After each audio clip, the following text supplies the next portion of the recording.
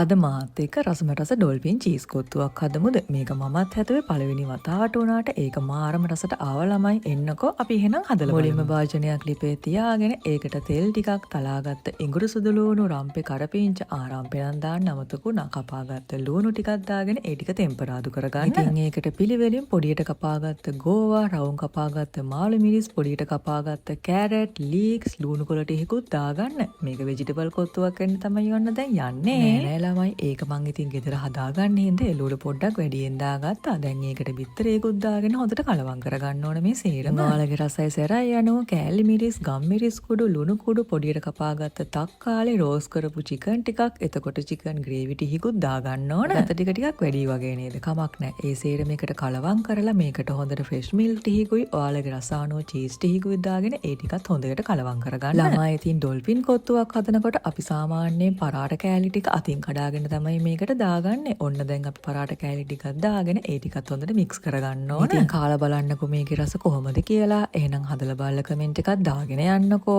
මේ වගේ වීඩියෝ බලන්න මාව අනිවාර්යෙන් ෆලෝ කරලා තියාගන්න. එහෙනම් අදට එච්චරයි. ගිහින් එන්නම්. බයි.